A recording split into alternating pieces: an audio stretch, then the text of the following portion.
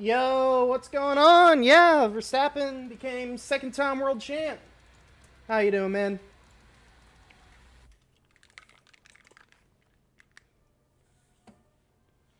Sorry, I was still getting shit ready. Did not expect anybody to pop in.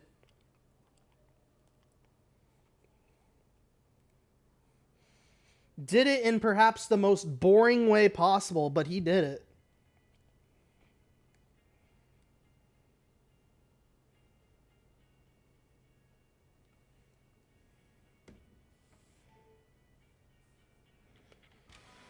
Oh, my lord.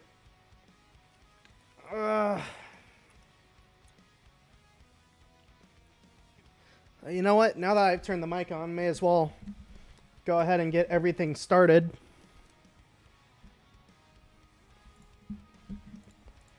How's everybody doing?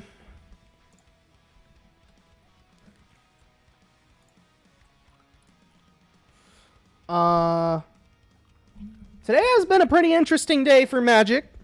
The week actually has been, for the most part. SCGCON ran through town, which is why, even though I had Saturday and Sunday off, I wasn't streaming at all. Let me actually turn down...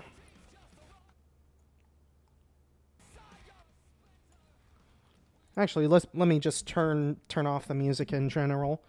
But yeah, I played a little bit of Magic. I didn't play in any of the big tournament stuff, unfortunately, just because I didn't have a deck prepared for it. But overall, it was pretty fun to do. I played in... Where was it? It was a Unfinity Sealed. I think it started...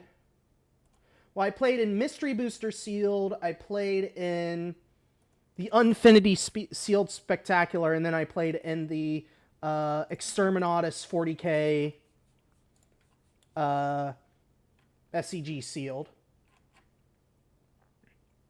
Which, yeah,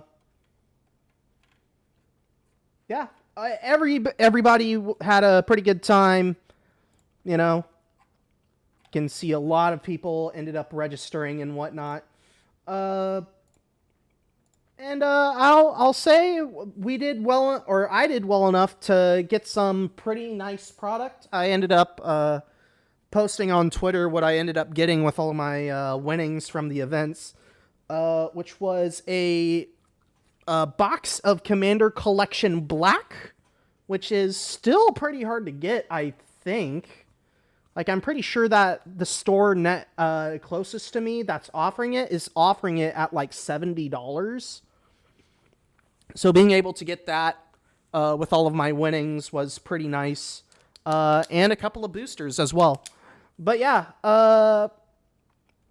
if you're ever interested in playing Magic the Gathering, and SCGCON rolls on through, go ahead and visit them. If not, keep an eye out for Magic the Gathering tournaments or conventions that roll your way, because there's always some sort of side events that I can figure out that are pretty good. But yeah, the big news, as you guys might have already seen, new bans just in general. Announcement date, October 10th, Meat Hook Massacre no longer playable in Standard. Yorion the Sky Nomad, no longer playable in Modern. Tabletop and Magic Online effective immediately. MTG Arena effective in 3 days. Giving Arena players a little bit of time to say goodbye to Meat Hook Massacre. Meanwhile, Yorion really not really much of a role player. So from what I can tell, or what I understand, a lot of people were complaining that Meat Hook was just too good. I personally don't know, because when I was playing in Standard, Meat Hook was a solid card. It wasn't like this super scary thing, though, until, like, it got pretty late in the game. Standard card pool rotation with the release of Dominaria United caused quite a shake-up, with cards from the new set finding their places into decks. Many of last year's card shifting context within the new metagame. As the format has settled into place, the color black has proven powerful and prolific and makes up a good foundation of many of the top decks. Despite that commonly shared color, we're seeing good diversity among competitive decks and strategies, and player engagement with the format has been healthy. That is great to hear, because in comparison to my time with Theros, man, that's a far cry from what that was. To provide a small push against the color black's play rate among competitive decks, we're choosing to ban one black card. We discussed several different options, as no single black card stood out as a major power outlier by all decks containing black. Ultimately, we decided that banning the Meat Hook Massacre was the best choice, as it is one of the most powerful black cards in the format, is especially powerful against specific archetypes, specifically decks relying on a lot of small creatures, and as it's time to shine in Standard for over a year. With the Brothers' War on the horizon, we anticipate the new cards entering the format to provide tools for other decks and color combinations. In the meantime, we expect this little shakeup will help keep Standard enjoyable and trending towards an even healthier spot going forward as the card pool expands. Now, this connotation about wanting to provide a shakeup, that's no bueno to me, like, at all. Like, straight up, that is the dumbest reason that you could ban a card for any reason. Just because you want to shake up the meta. Because from the sounds of it, it sounds like Standard was in a pretty fine situation. Like, it just seems like Black had a pretty solid play rate, but they didn't say that it had a massive, like, win percentage play rate or anything of the sort. And that makes me a little concerned for the future of bans and for card banning and restrictions. Because if they're choosing to ban cards just to shake things up a bit, that's not good for your game at all. Like, straight up. If you're, like, because I know it's not Wizards' prerogative to acknowledge the secondary market, but there is definitely a specific reason why they chose to ban the Meat Hook Massacre, and that was because it was a very hard to acquire card in a set that wasn't opened very much. Like, I believe,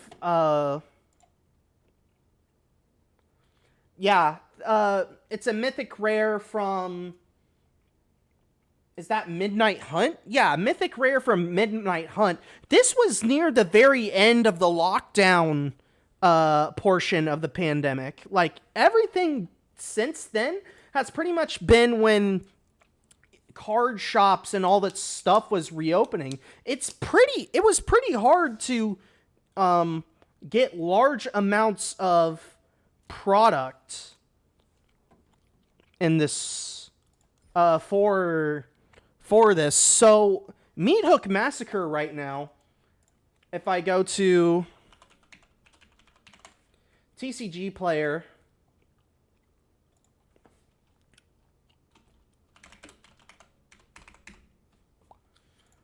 goes to the Meat Hook Massacre, it's $54 market price right now. But not even like 5 days ago, it was as high as $70.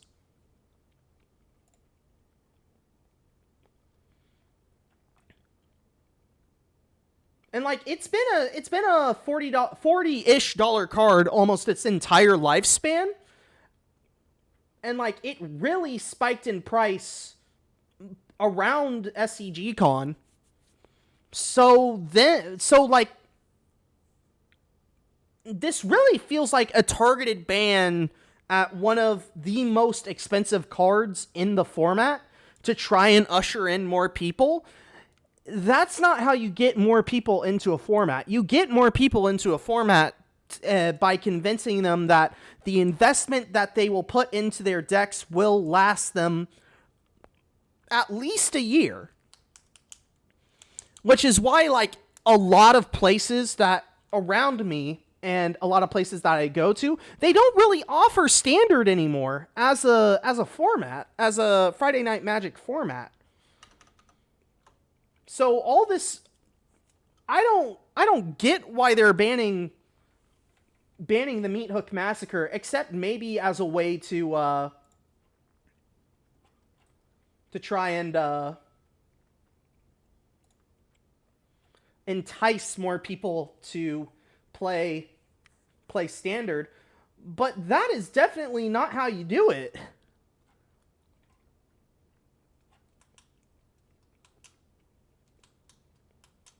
Like, that is just no bueno.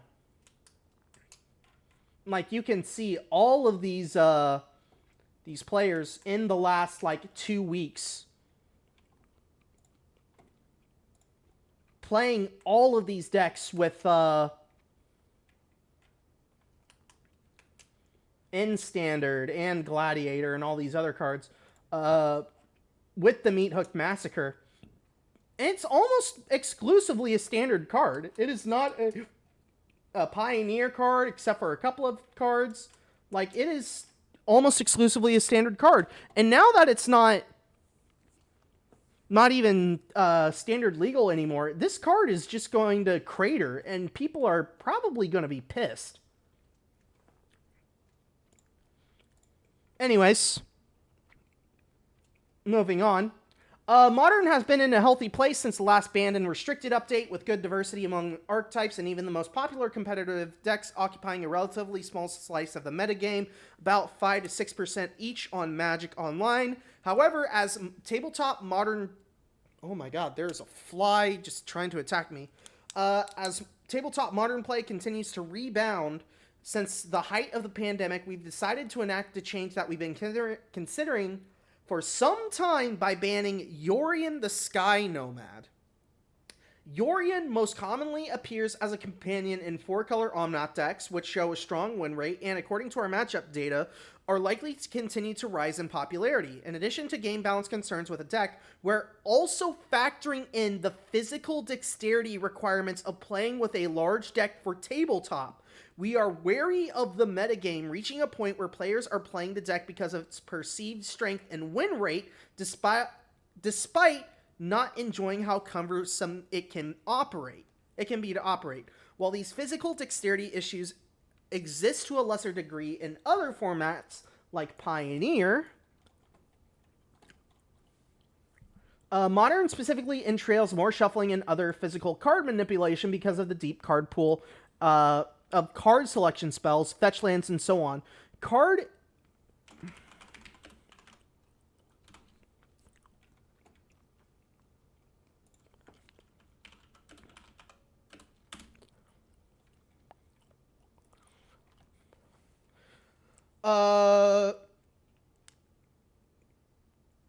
Cards encouraging large decks like Battle of Wits have existed in the past, but usually on the fringes of competitive play rather than as one of the strongest decks.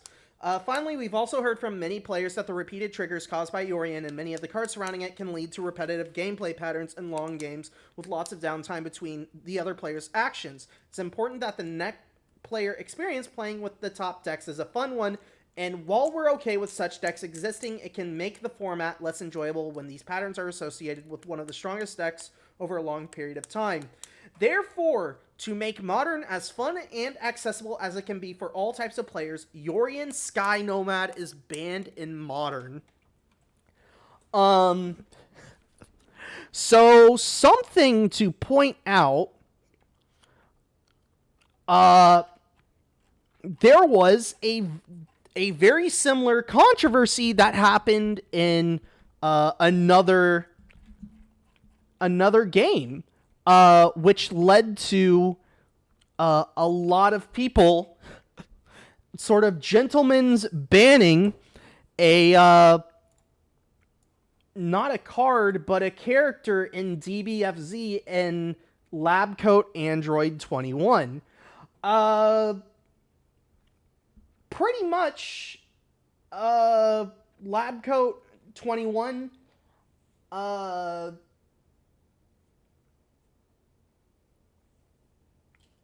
was for a time one of the straight up best characters in the game, because of this super command grab. It's a unique command grab that defies system rules. It doesn't have a super flash until it hits, and is unreactable and unpunishable unless predicted. On hit, it inflicts 20-21 damage, debuffs the opponent's character damage by 21%, and buffs her special move damage by 21%. These buffs and debuffs last until the match is over. The problem is that this character was so good, it actually made...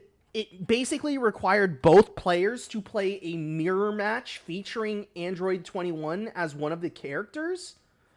And basically, why the fuck? Oh my god. Basically, the thing is that Android 21 mirror matches were insanely slow because of the buff debuff war, and tournaments would go over time because of it. So this character was basically there was a gentleman's agreement to basically ban the character. Some tournaments just outright said, no, we are banning this character. And, well, the character is still absurd and good and hasn't really been nerfed at all. Oh my... This freaking fly is just trying to attack me so much. Patch notes. Yeah. 3031. Yeah, you can see in the current patch, like, a ton of stuff got changed a lot. But the thing is that she is still actually one of the best characters in the game. And I think she is still, like, soft banned or hard banned in a couple of tournaments.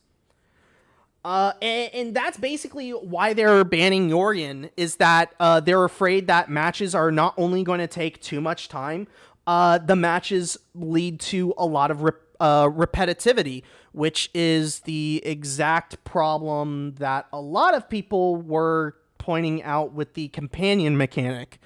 So bye-bye Yorion. Not really sad to see Yorion go. And you can kind of see with if I can find, yeah, in the modern 30K, there were a fair amount of entrants with 4-color Yorion, and I believe 4-color, what was it? 4-color, I don't know. There were just a couple of good decks with Yorion. Let's actually Yorion Sky Nomad.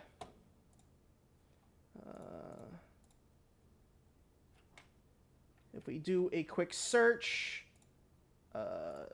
sideboard actually, because Yorion would always be played in the sideboard. A fair amount of people actually playing Yorion. You can... a lot of 4-color Rhinos, 4-color Blink, 8-rack, Naya combo, 4-color combo and control, 4-color Rhinos, 5-color Yorion, control, Glimpse. Like, just a lot of these Yorion decks were just, you know, there were just so many of them, which is, you know, not really what you want to see. And obviously, if they get paired in a mirror, that's an 80 card deck versus an 80 card deck. That leads to a lot of repetitive board states, and everybody's eyes glazes over because the round goes to time and whatnot. And it's just not fun. So I can agree with the fact that the deck needed to be kneecapped in some way, and honestly, banning Yorion is probably the right way to do it. It's just, to me, the issue isn't just Yorion, it's that the companions themselves are really just kind of boring, because they're all super good. You will see players, not really with a game plan, just if they can fit a companion in there, they'll just be like, yeah, sure, I'll fit any companion that I have. And it just leads to like these really repetitive board states and these this really repetitive stuff that is just overall unenjoyable. So yeah, I can agree with the modern reasoning. I think that the standard reasoning is completely out of whack, but it is what it is. And arguably, Yorion's more of a price hit, because this was in the middle of the pandemic when Ikoria was being printed. So there's even more of an issue there with accessibility. Moving on to Pioneer. Overall, Pioneer looks to be in a good place as we head into the regional championship qualifier season throughout November and December. We're seeing a wide variety of strategies employed by the most popular decks. The most played deck on Magic Online is Rakdos Midrange, to nobody's surprise, with about the 13% metagame share, but none of the top 20 most played decks have a non-mirror match win rate of more than about 53%. In general, we've heard a lot of positivity from players about the state of the format. We'll continue to keep an eye on the health of the format, especially as it undergoes more competitive pressure with the regional championship qualifiers. As things currently stand, we don't anticipate any changes before or during that season. Honestly, I think this is a good thing. This is a great thing to hear, especially because in comparison, Explorer is definitely like, everybody's got to aim against Rakdos Midrange, and Rakdos Midrange has to play against everybody gunning after it, just because of how powerful Liliana of the Veil made that deck. But overall, I think that Pioneer as a whole, I'm super excited. I'm getting close to buying into Pioneer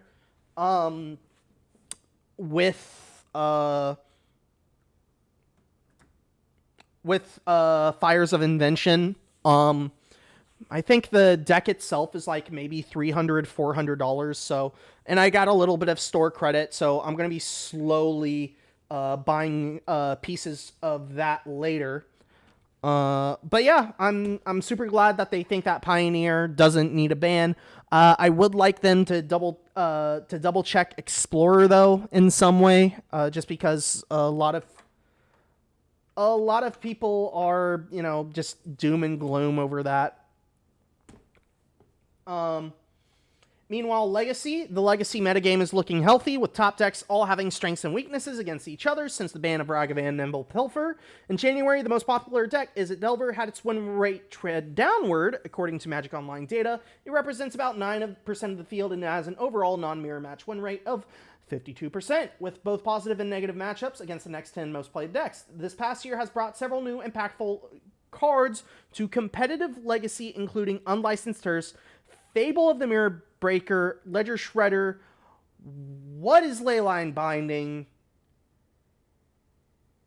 Literally, I have no idea why they are counting this card, because Leyline Binding is pretty pointless and pretty garbage and more. We are excited to see the format continue to grow as new cards lead to new strategies. As always, we'll continue to monitor how the metagame develops. But right now, things seem to be in a good spot.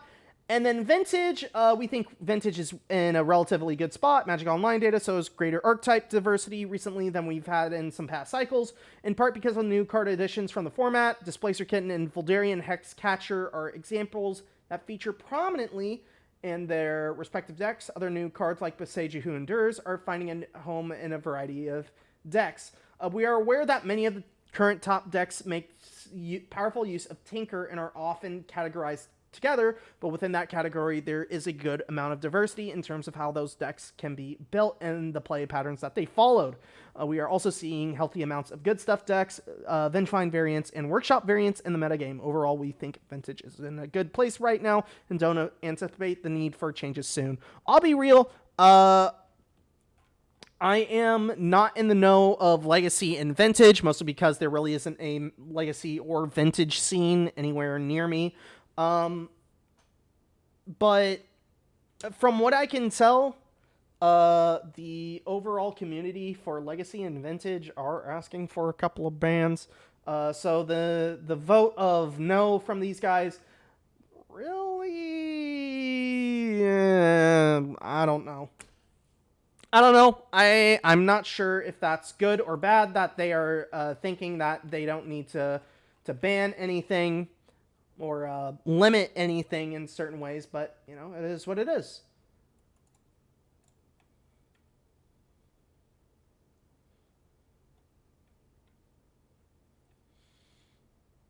Also looks like the Pioneer Challenger decks in Europe is being moved to December 9th. Meanwhile, November 4th will be the shipping date for every other Pioneer Challenger deck. Which, by the way, I have not actually seen... I struggle to remember the Pioneer Challenger deck lists.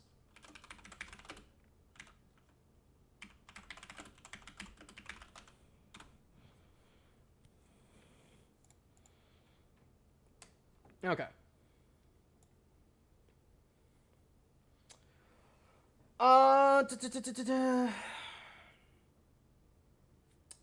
Available November 4th. Oh, this was back in September. Each of these 4 decks. So we had Is It Phoenix?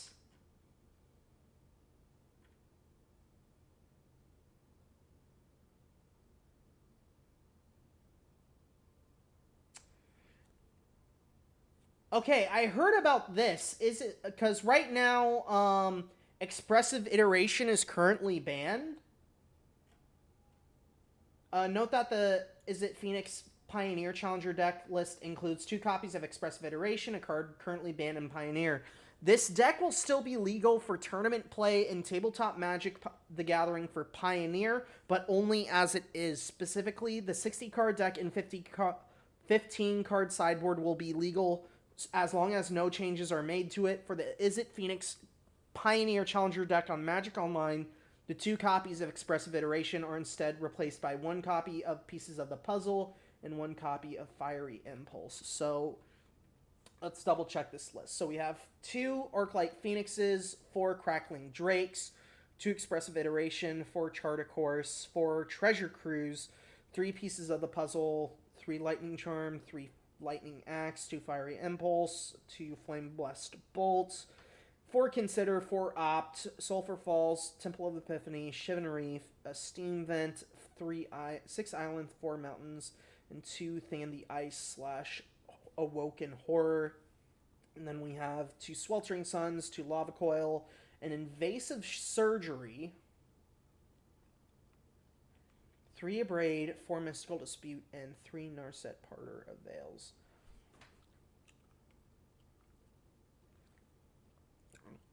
So really, this is 8 creatures.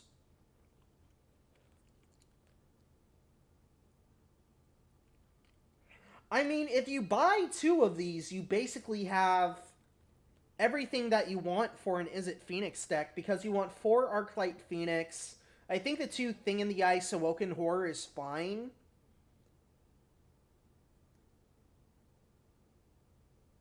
You probably want to cut the Flame Blessed Bolts for Play with Fires, maybe?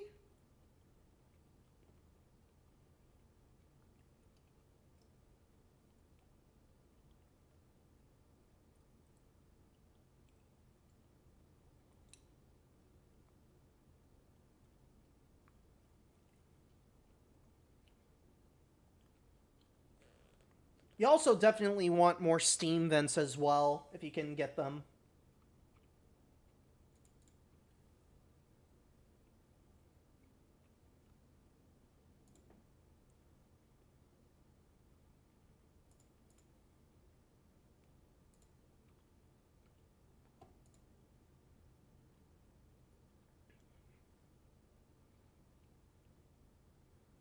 And then you probably, if you can, cut the Sweltering Suns for Angers of the Gods, if you can get them.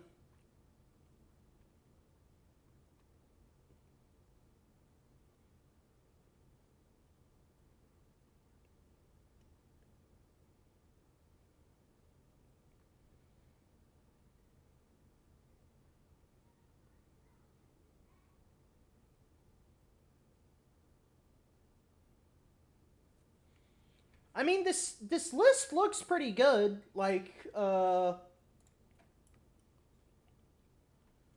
if we take a look at this Izzet Phoenix list, like it's, oh, they are playing a Flame Blessed Bolt. Interesting.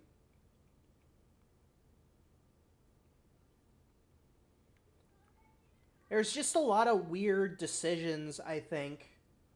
Wow, so they do main deck Sweltering Suns? Interesting. And they also have the Temporal Trespass. Okay.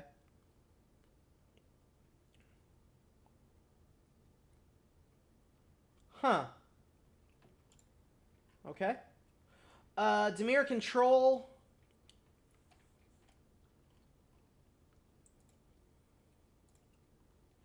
Just Shark tokens. Alright, so 2 Narset main board, 2 Torrential Tearhulk and Murderous Riders, 2 Extinction Events, 3 Digs, 2 Drown in the Lochs, 4 Censor, 3 Sinister Sabotage, 4 Fatal Push, Mystical Dispute, 2 Heartless Axe, 2 Negates, 4 Considers, 1 Shark Typhoon, Temples of Deceits, Drowned Catacombs, a Watery Grave, 4 Field of Ruin, 7 Islands, 8 Swamps.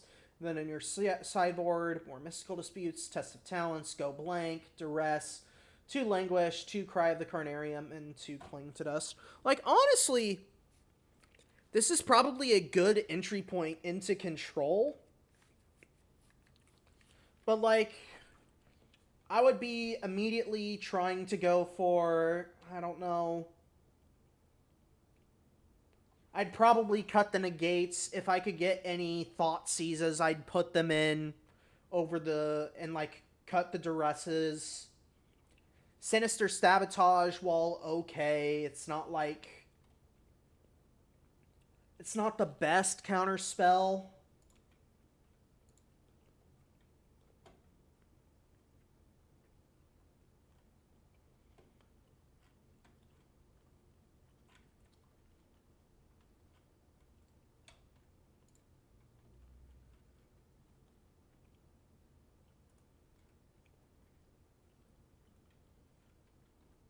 Yeah, I can't really find a Golgari or an Dimir.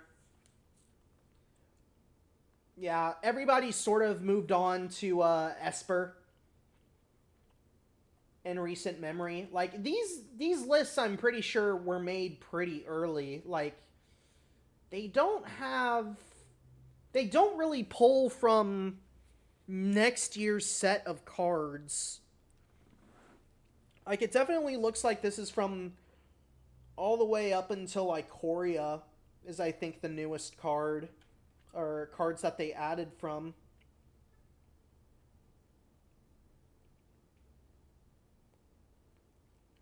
Or no, Flame Blessed Bolt, so that would be, the Wedding set?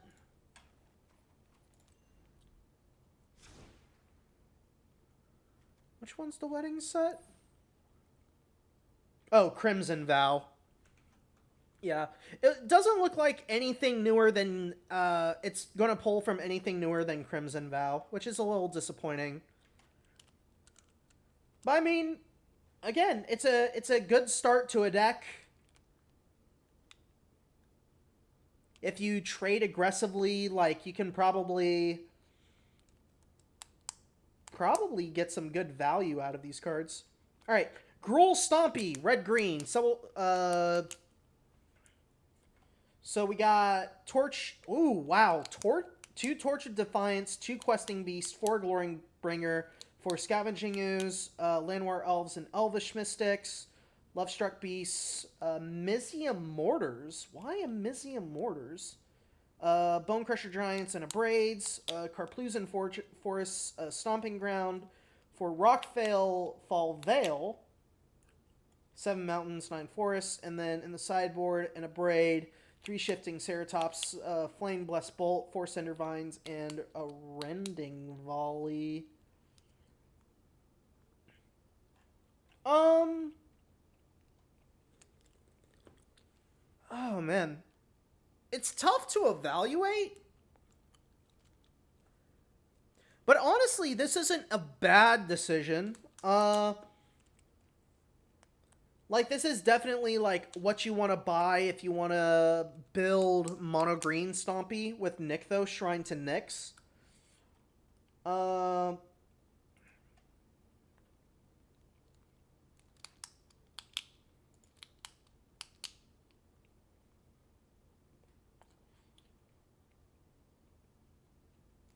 Although adding in Teferi is a weird one.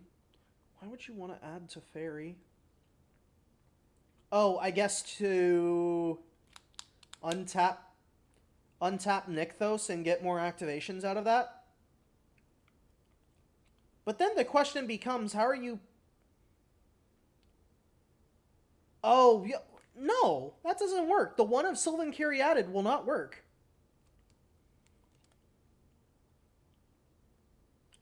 Oh, Oath of Nissa enables it. Okay. Man, that's super jank.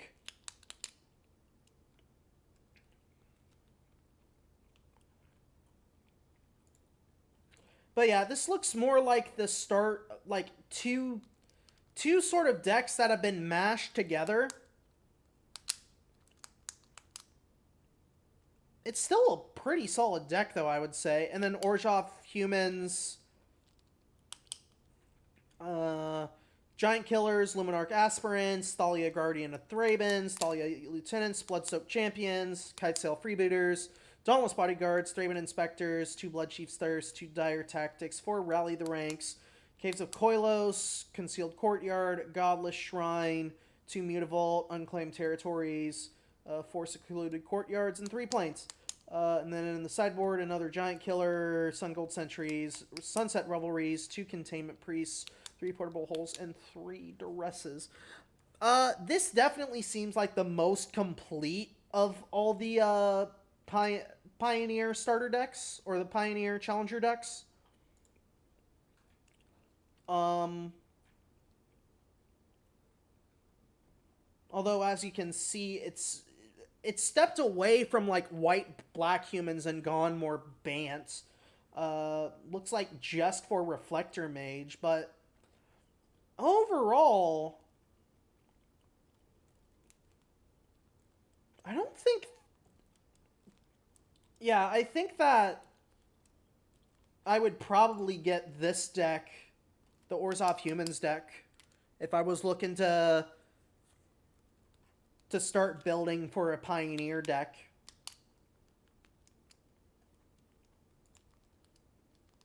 But yeah, all very cool, all very fun.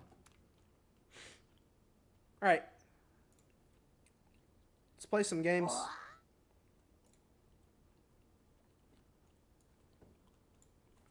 Oh my god, this frickin' fly will not leave me alone. Alright.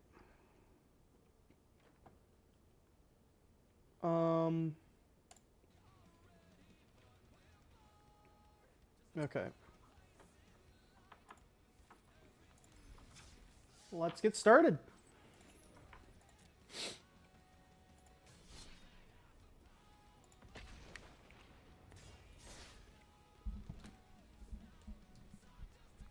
Man, just 45 minutes talking about the banless and the Pioneer decks? Holy crap, that's a new one.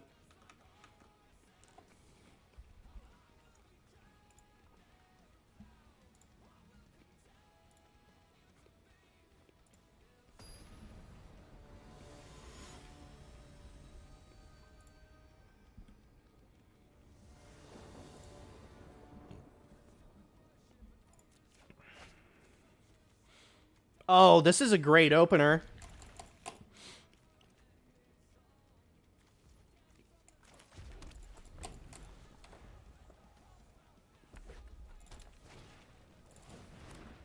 Soulscar Mage already? Ugh.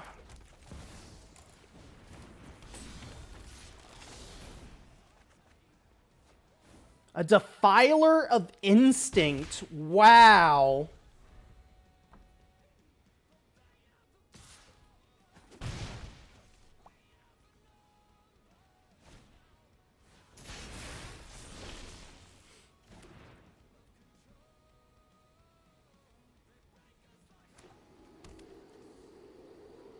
Desperate for mana. Strangling the Robber, eh? Alright.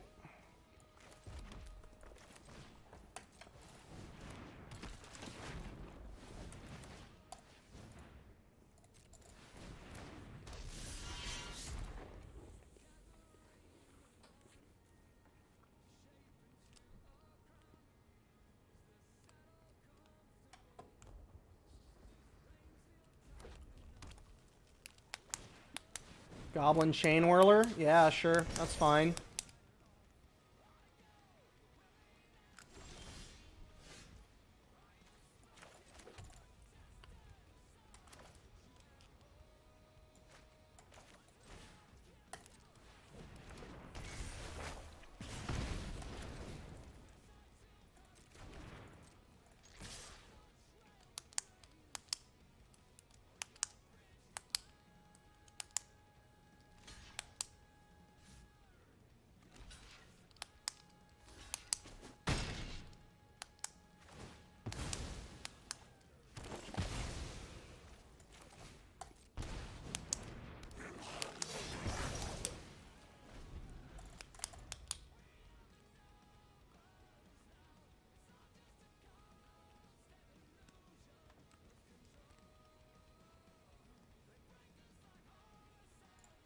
I would like this Defiler of Instinct at some point.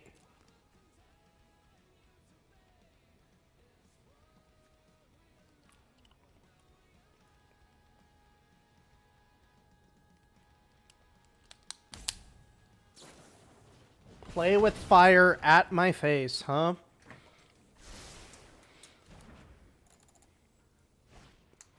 And I'll light up the stage. Probably for Kumano.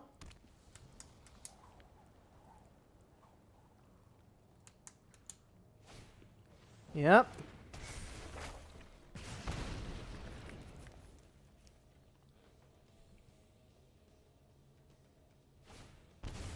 And another Kumano.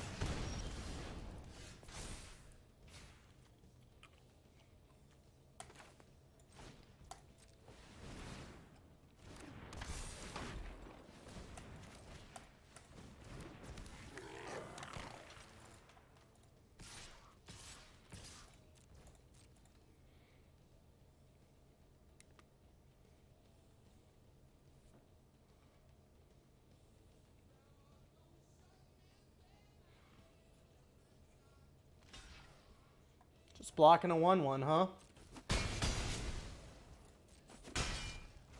Alright. Go ahead.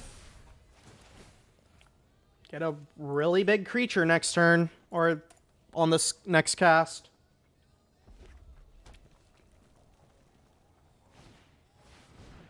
Okay. Yeah. Yeah. I've seen enough.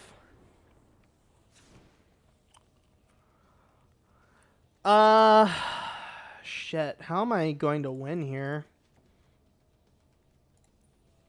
Fanatical Firebrands are not going to do enough. Another Chandra would be really good. Yeah, neither is Kari Zev. I think this is better. Just go slightly bigger.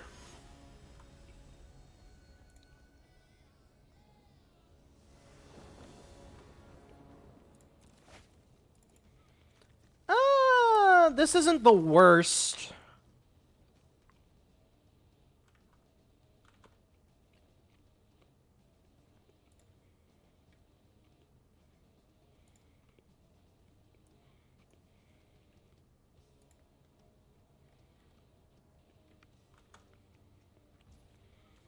All right, go ahead.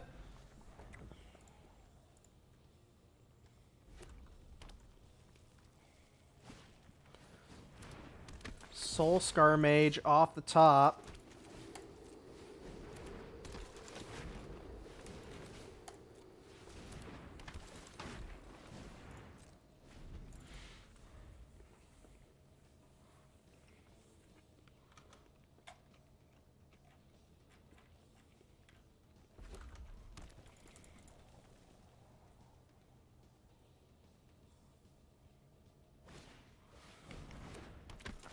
Their own Burning Tree Emissary. Okay.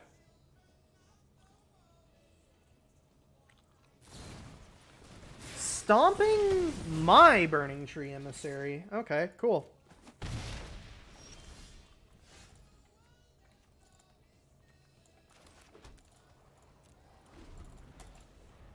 Really can't swing in.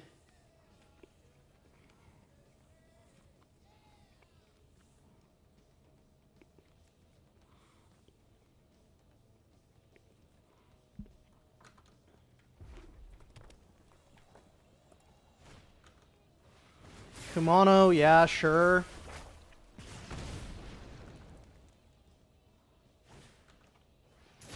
And light up the stage. Yikes.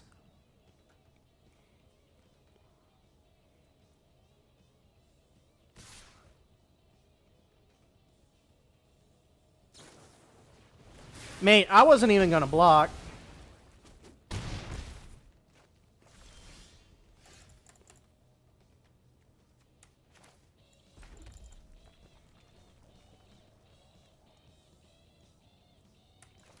Yeah, I need the first striker. It really doesn't matter, because he's just gonna lightning strike it. But at least it's gonna tax his mana. I basically need my Planeswalker here. Yeah.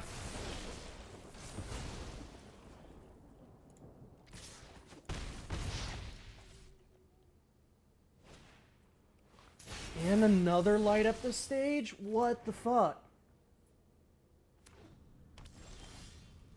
Okay, Robber's not the worst.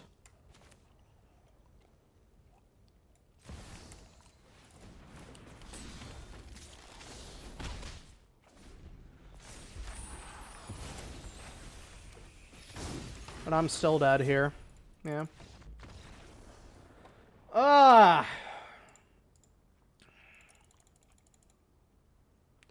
That sucked.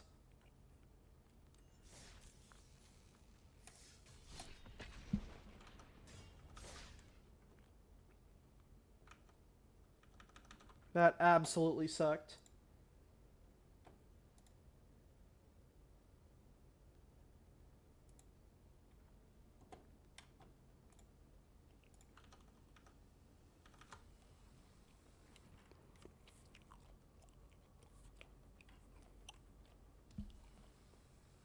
You know what? I keep on forgetting.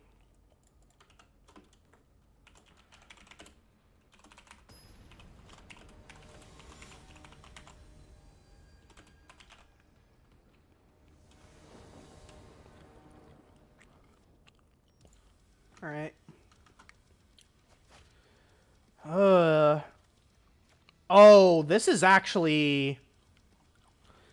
an interesting one. I definitely want to keep this. Goblins?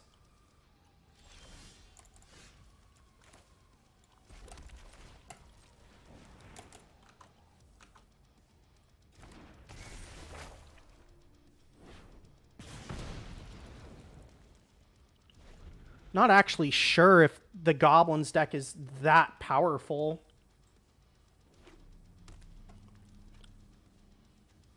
Red-green? Gruul Goblins. Huh.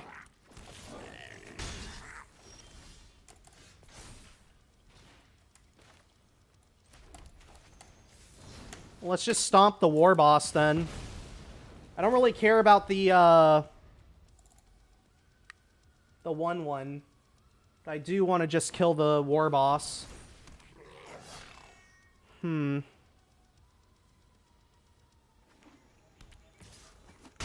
This just kind of fucks up all of my sequencing that I wanted to do.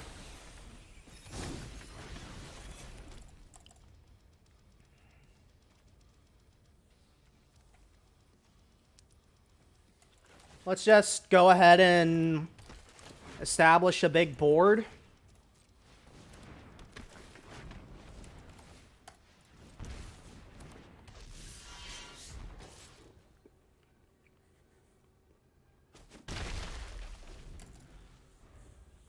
Even if he board wipes me, I can still do a lot of damage.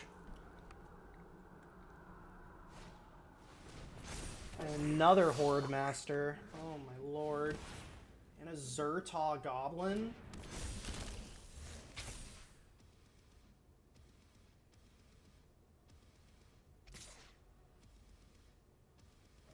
Sure.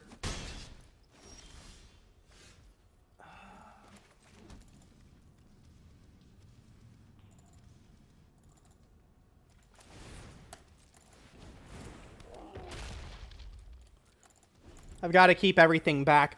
Oh, wait! No, Etchings of Kumano is actually really good in this spot.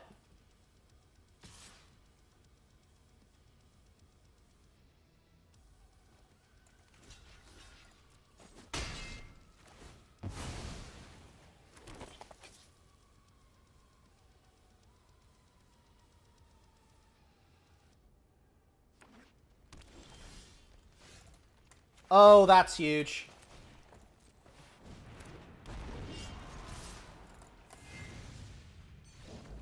All right. Interesting. So our opponent is playing some sort of goblins list.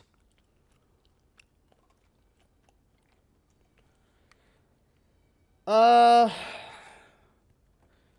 think I'll just run it back, in all honesty. Groll goblins, man.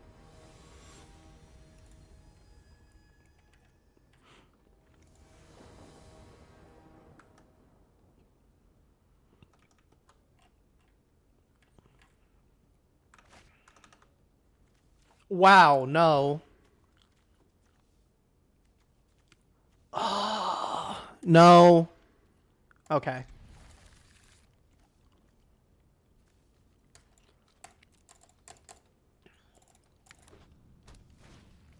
Skirk Prospector immediately. Okay.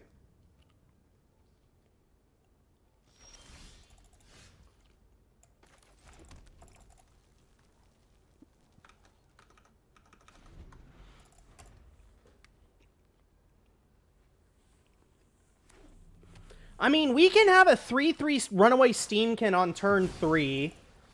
But I gotta deal with the Legion War Boss immediately.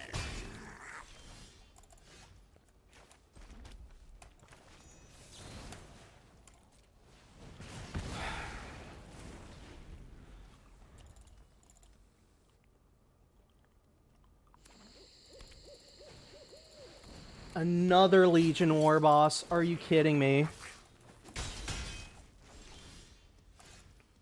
Okay, Goblin Chain Whirler is actually not a terrible rip.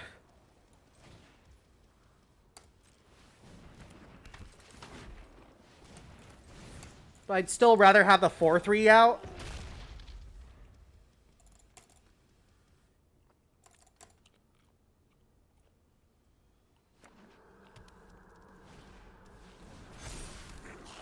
Sure. You're joking, right?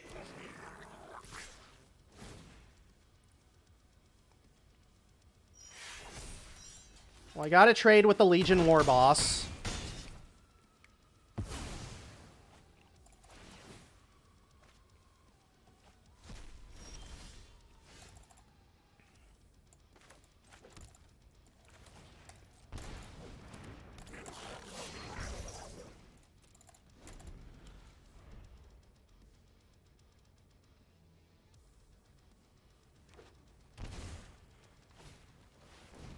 Grumgully.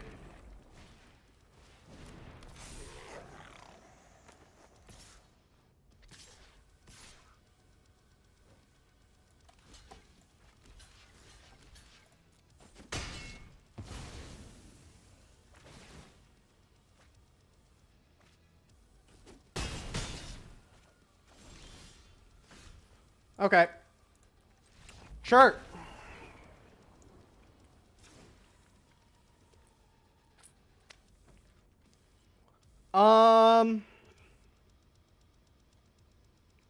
No, I do like to have carry Zev.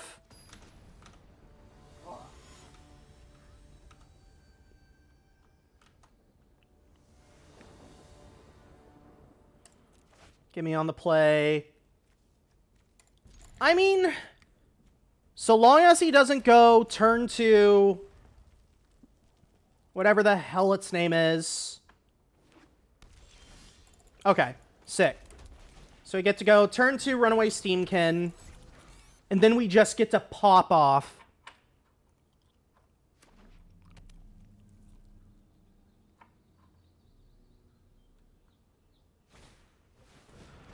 Or, you know, we don't. Alright. We'll just play Kumano faces Kakazan then. And empty our hand of Burning Tree Emissaries.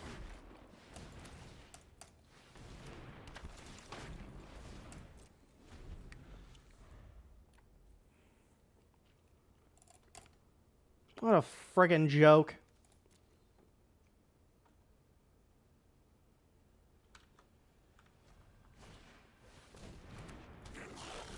Battle Cry Goblin. Yeah, we'll just rob her then.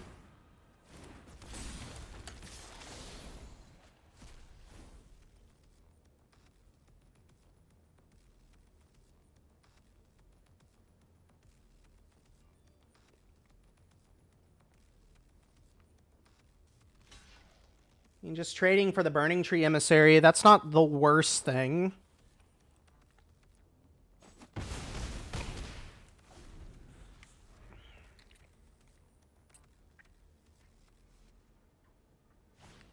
Lava Coiling the Robber as well. It's actually really good for me. So now we Torbrand. Sick. All right.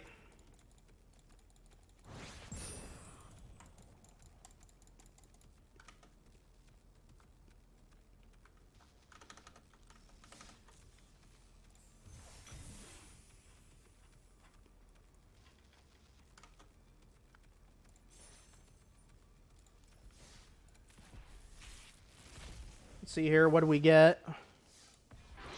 Urborg Lurgoyf. Sick.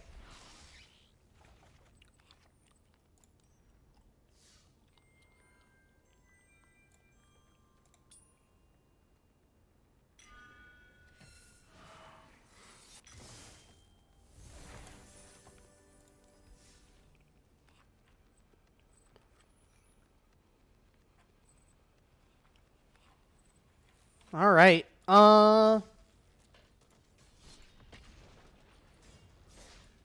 do feel like I want to make a couple of changes to this deck. It's just the problem is I'm not sure what I really want to change it for.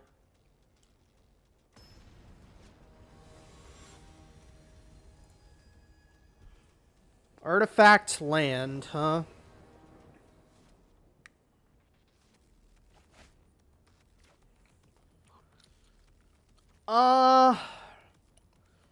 Is this going to be a little awkward of a keep?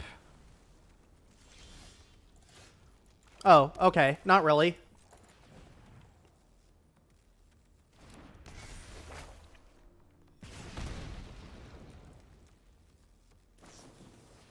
Consider. So this could be Phoenix. This is Phoenix. Okay. All right. Into Ledger Shredder. Huh.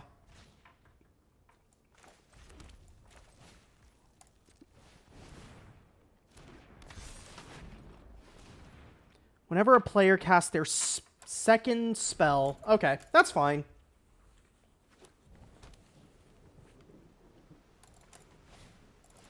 Double Ledger Shredder. Wow.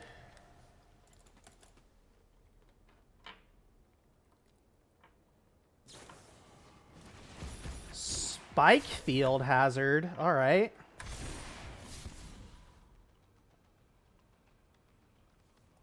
Hitting an arc light. And a spell pierce. Alright, cool.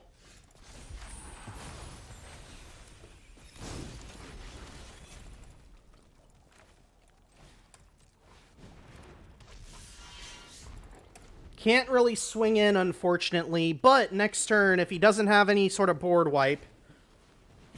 Okay. That's actually good for me. Because that gives me an extra,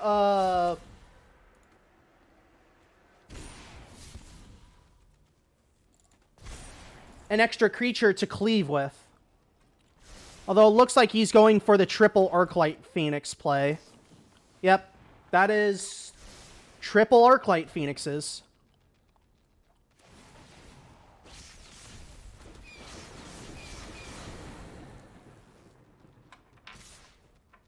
So 8, 9, 10, 11, 12.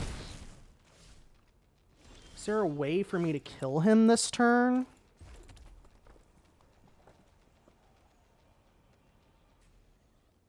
No, and there's no way for me to stop enough damage. Okay, let's go to game 2 then.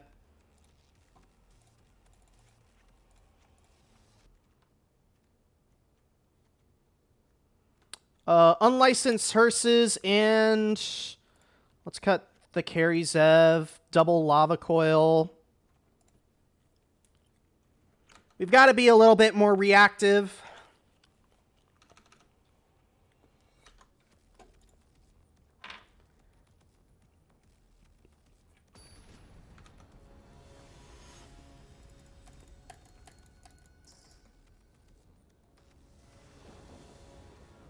All right, let's see here.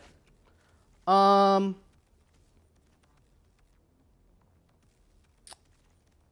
know what? This isn't great, but I will try it.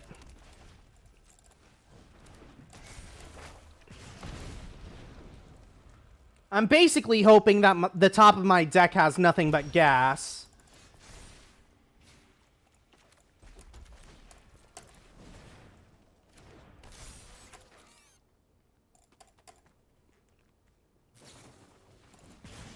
Though I guess going for Flame Blessed Bolt? Okay. Ledger Shredder. Cool. Alright.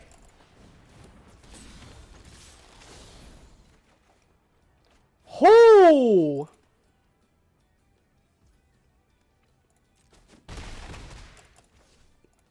Alright. Oh, that was actually not a bad rip to rip that Flame Blessed Bolt. Strangle's fine.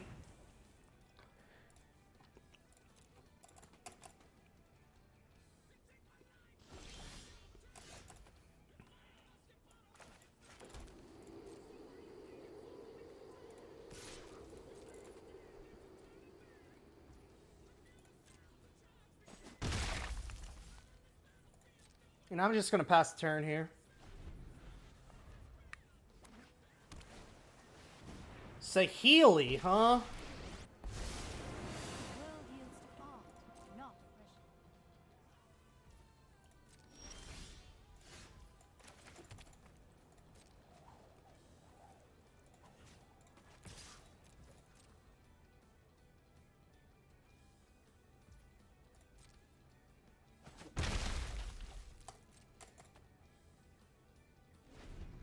I mean, I'm not super afraid right now. I still have the Unlicensed Hearse in hand that I can use.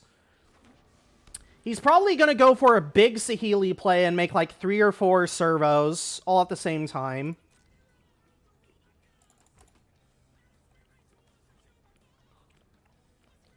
Eight, 7.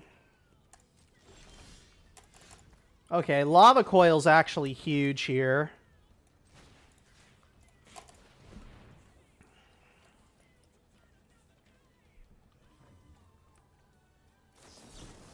Spell Pierce. Yeah, I'll pay it.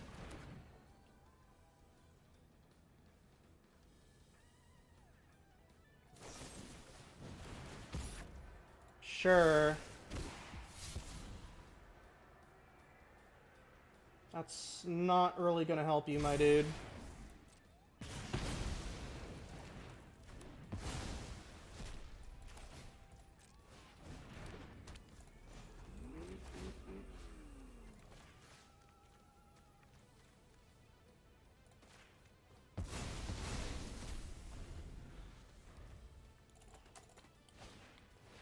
Then another Ledger Shredder. Okay.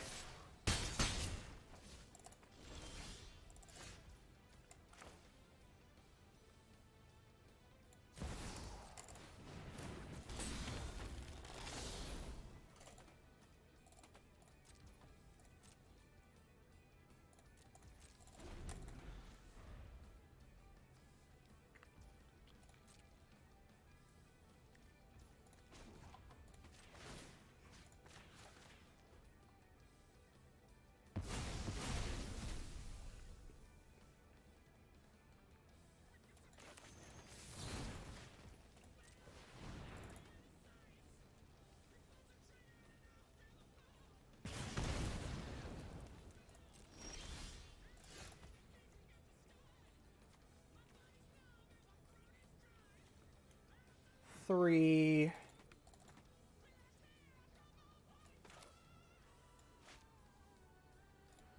It's super close. But I think the smarter play is just to play the Bone Crusher Giant and pass here.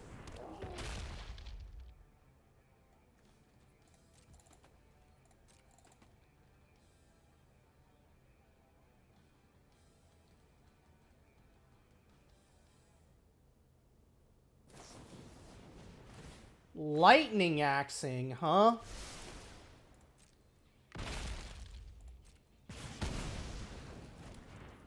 All right. I mean, he's at a 1 now.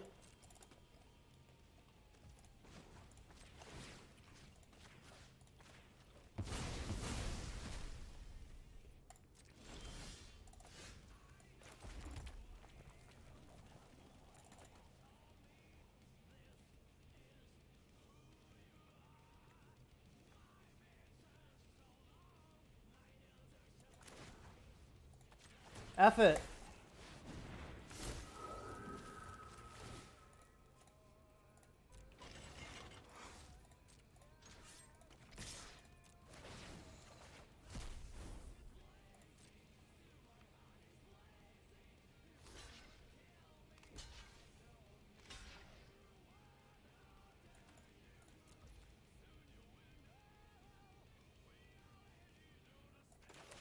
Yeah.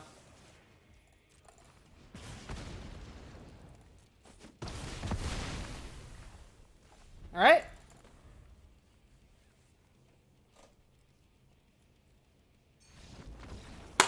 Woo! Going to game 3. So now that I know that his alternate game plan, what his alternate game plan is, I feel like I need to bring in Rampaging Ferocidon.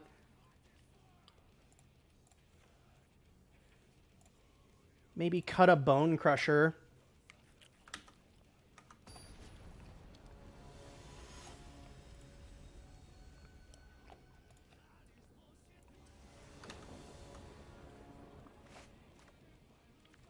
This isn't awful. Definitely could be better.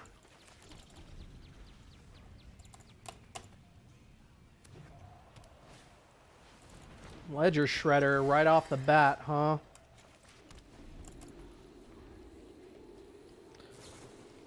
I keep forgetting Den of the Bugbear is not a mountain.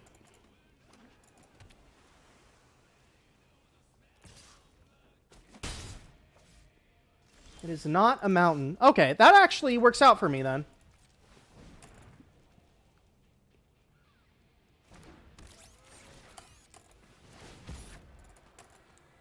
Right. Oh my god.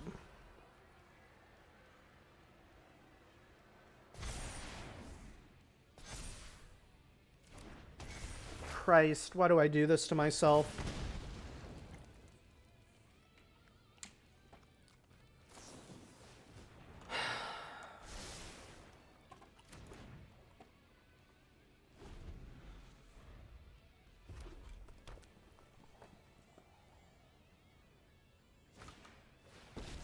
There's Saheeli.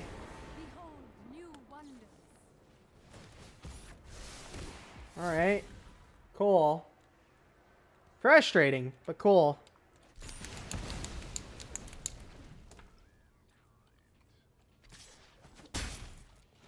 They've almost gone through all of their ops. Holy crap.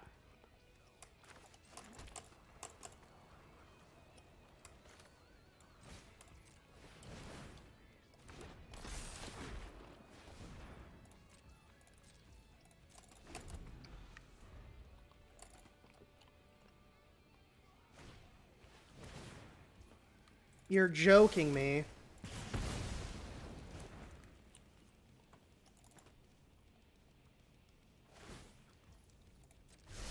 Some lessons for you all. Wait, what?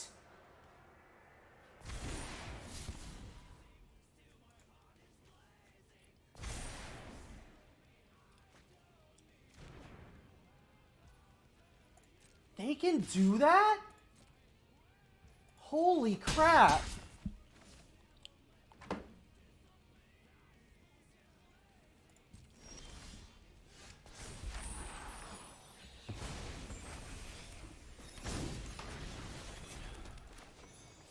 Well, I gotta stomp it now.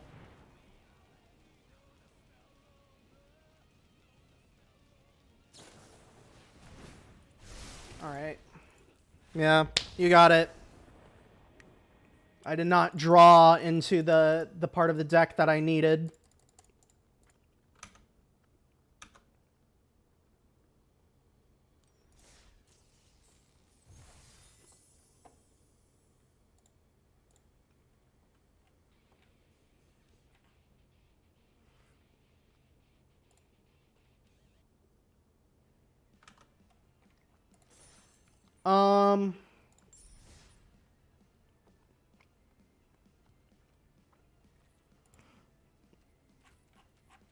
Yeah, nothing good.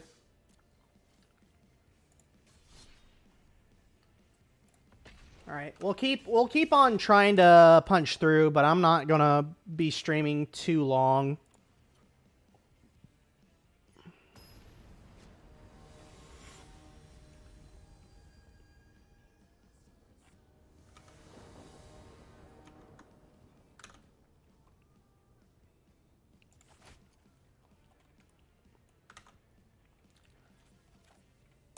I actually like this opener.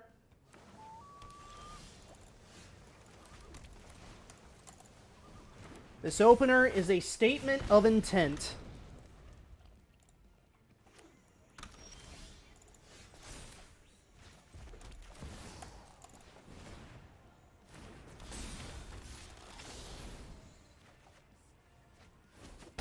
Wow, snagging a deputy of detention is actually really good.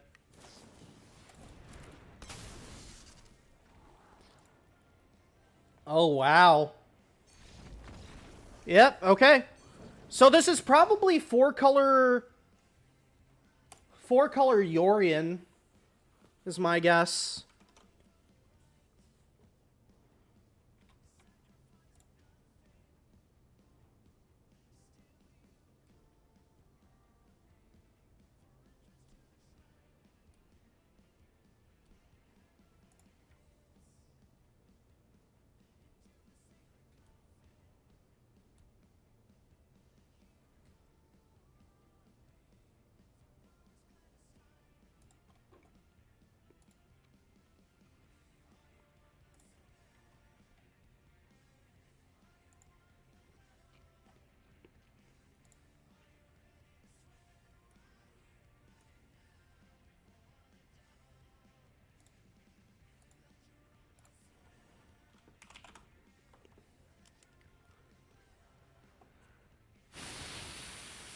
Uh...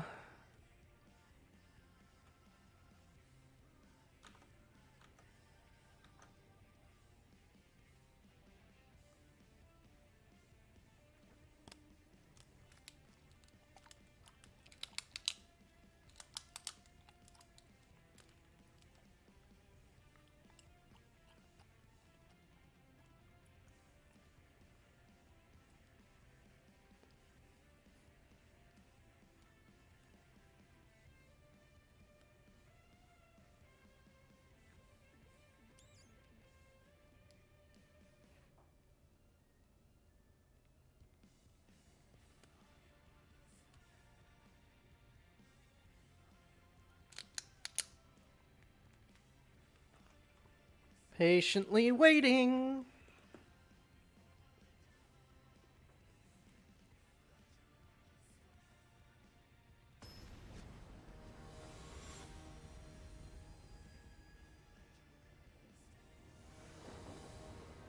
All right.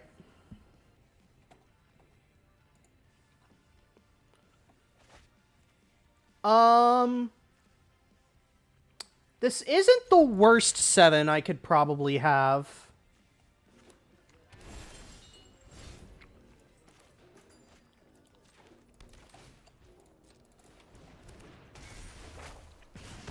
Yeah, this is either 4 or 5 color Yorion.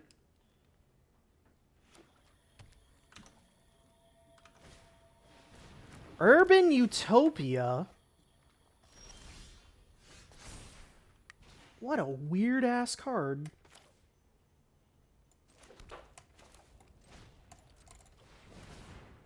Alright. Just gonna kick off Runaway Steamkin a little early.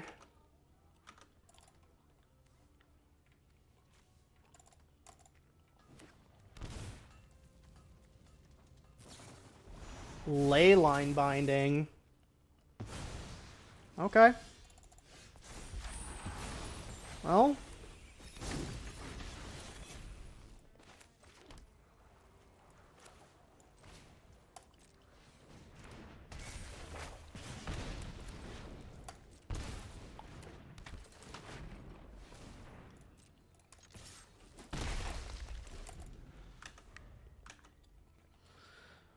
Yorion Domain? I'm still struggling to find out what this Yorion is for. It's gotta be etching, right?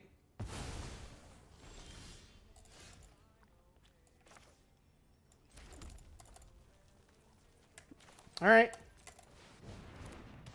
Let's boogie.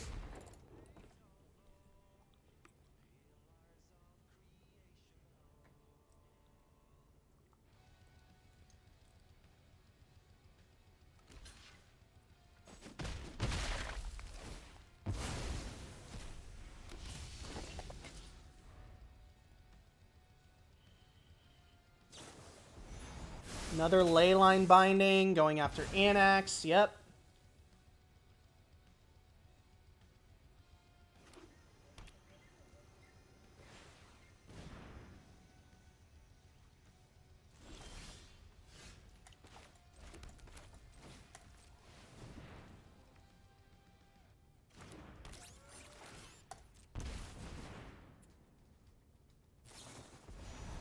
Another Leyline Binding. Okay.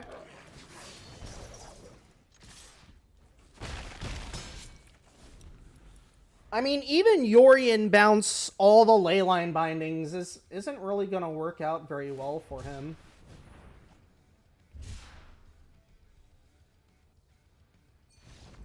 Yeah. Leyline Binding. I just talked about the card. Like, you can build some interesting decks around it, but I don't think it's as good as what they want you to believe it is. Also, hey, we just got the renewal sleeve.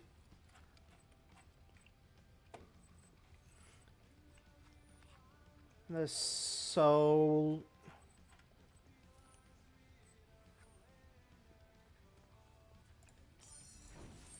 where is this card from?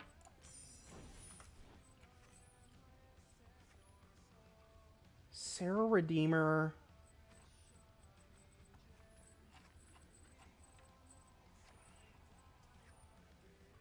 Tyrannical Pit Lord. Ragefire Hellkite. Briar Hydra. I've never seen any of those cards. What the hell?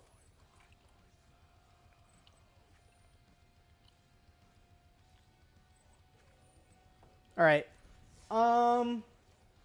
It's all. Yeah, I'm burning out today for some reason.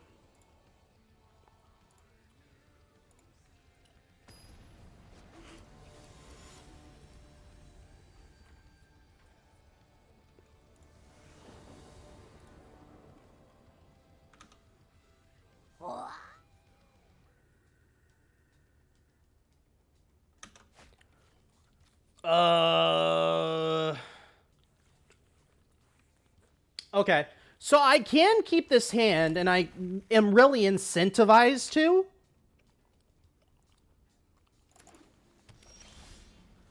Never punished.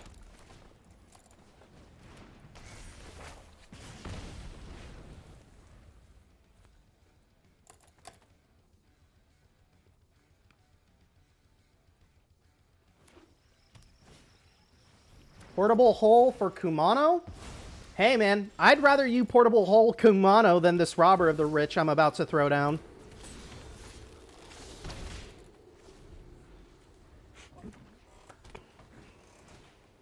Another portable hole. Okay.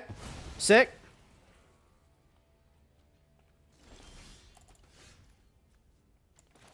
Let's go Runaway Steamkin. Fanatical Firebrand.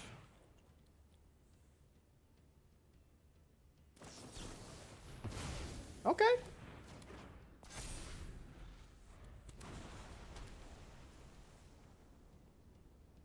Bounce. Bounce the portable holes?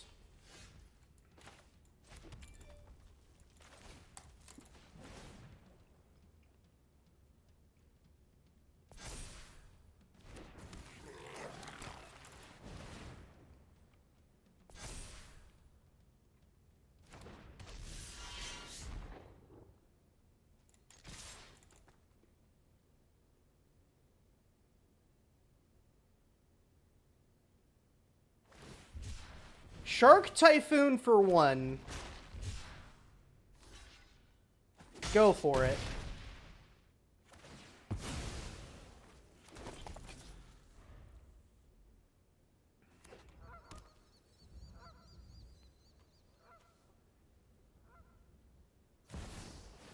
And to Fairy.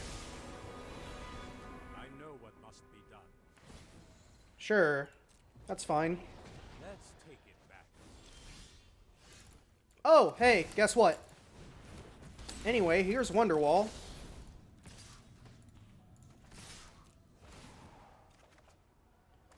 Ooh!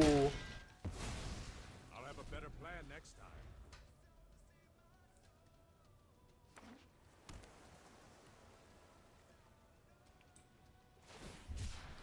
Cycling in the irrigated farmland.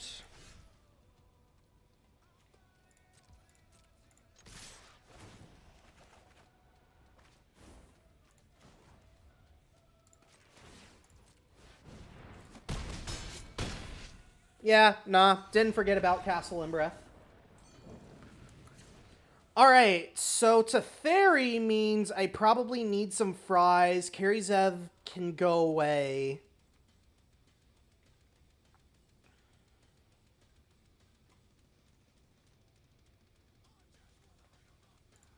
Maybe cut a Burning Tree Emissary and a Runaway Steamkin? I'm not sure.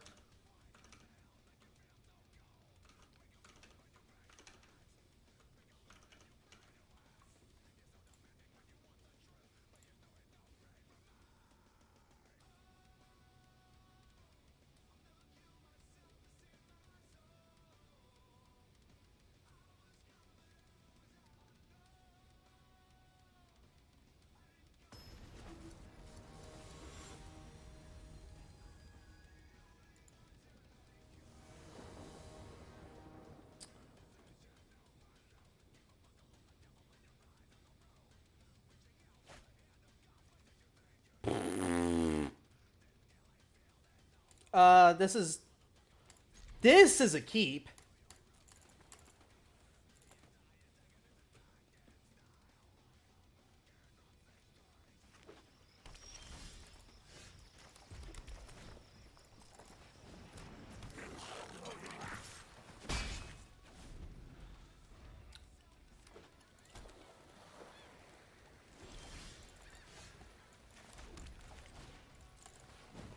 Gonna do some sequencing here that should help me in the long run.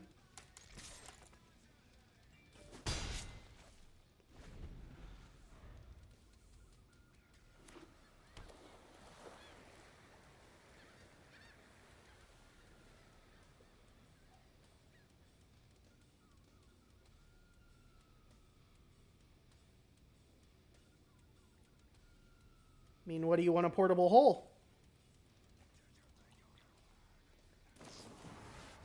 March of Otherworldly Light. That's actually way better for me that he did that.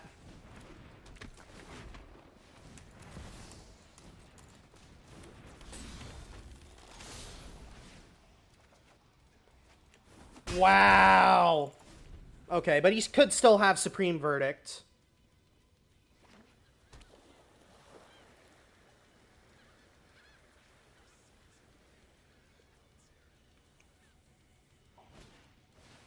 Yep. Verdict. That is fine.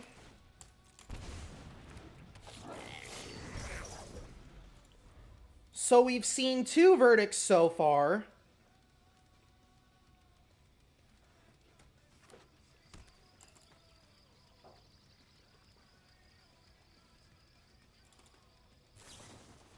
Aether Gust.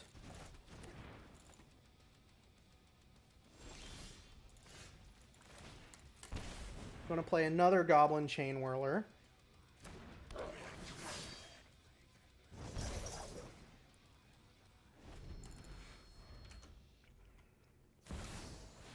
There's Teferi. Sorry I'm late. Not so fast. Go ahead and fry him. This is hardly my worst night. Cycling Sensor. Okay. Memory Deluge. Ugh. I really need a haste threat here. Burning Tree Emissary will not do that, but that will get me to a 4 power Anax here.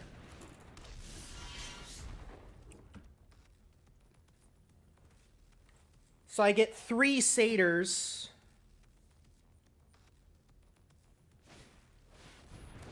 Oh, Dream Trawler? Are you fucking serious?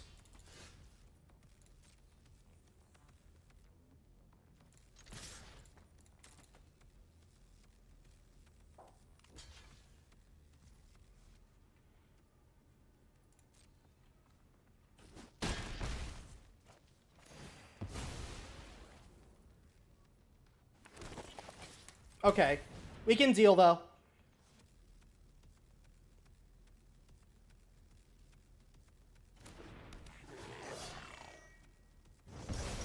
I had to sequence it like that.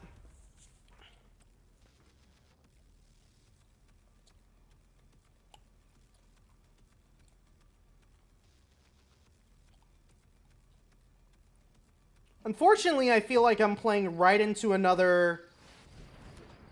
Okay, Shark Typhoon is actually no bueno for me. 3, 4, 5, 6, 7. So if I draw another land, I think I win here.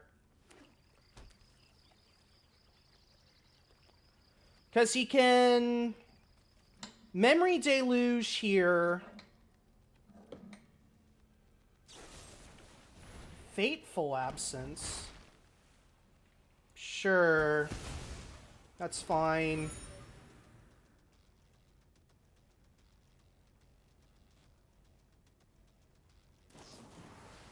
March me. Sure. Just gonna go ahead and crack this clue, draw an extra card.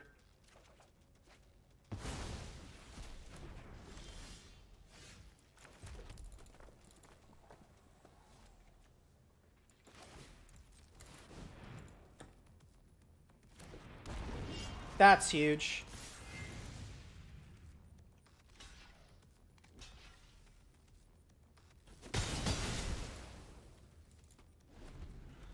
But he still has the Memory Deluge, which he can get a 7...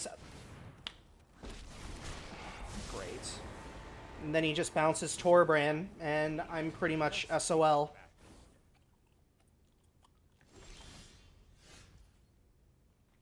Or, you know, I can just draw another Torbrand.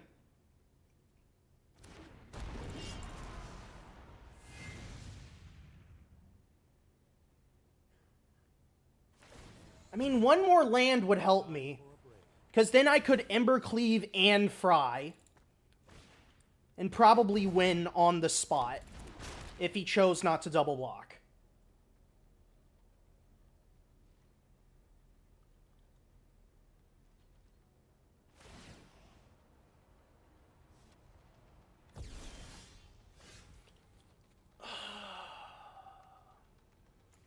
No, I've got to blow up Teferi. I can't let Teferi stay.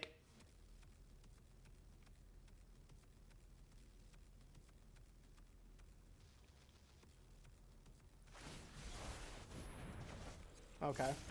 Alright, yeah. Ah!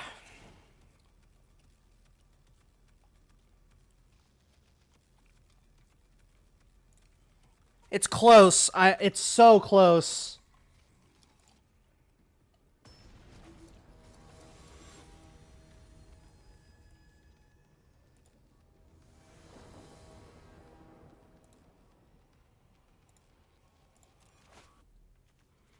I gotta mulligan that. I gotta mulligan this.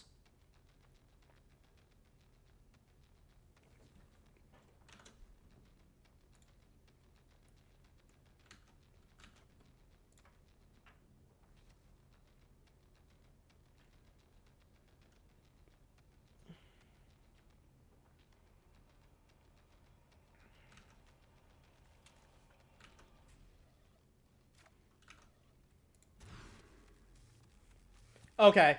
This is okay. It's not great, but it works.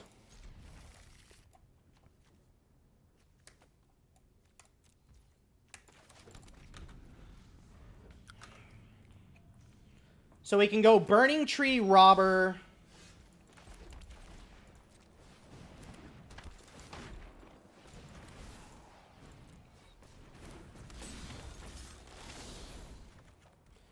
Wandering Emperor. Okay, so he's running Wandering Emperor, which is pretty scary. Field of Ruin? Why would you run Field of Ruin?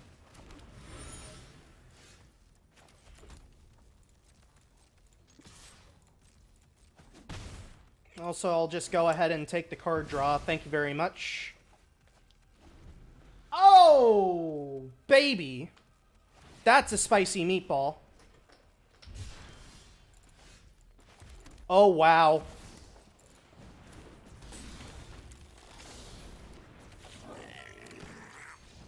Yeah.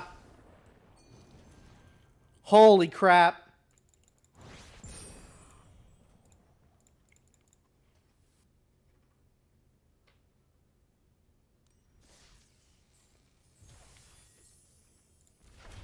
All right.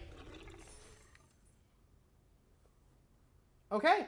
And, well, I only played about 45 minutes of Magic. Honestly, I think I'm done for tonight.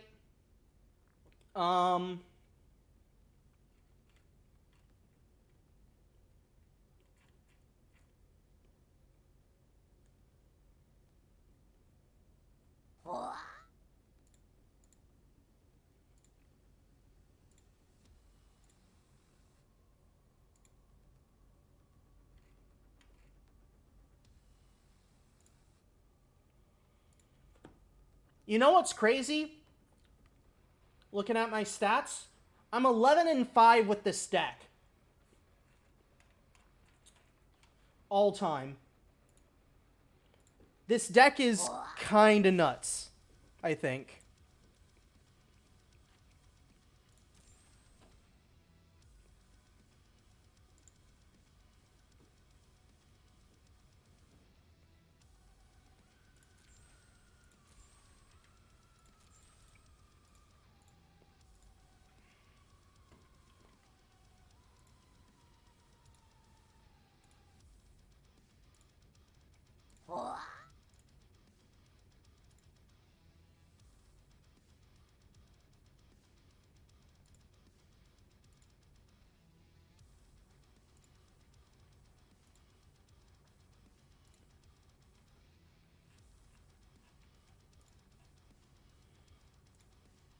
we're at a 69% win rate. Nice. With this stack. I love it. Man. Alright, guys. I'm going to call it a night. I got work again in the morning, as usual. So y'all have a good day, or good evening, good night, whatever it is, and I will catch you guys when I stream next. Which my schedule's a little screwed up. I'll be real. The next full stream will be on Thursday.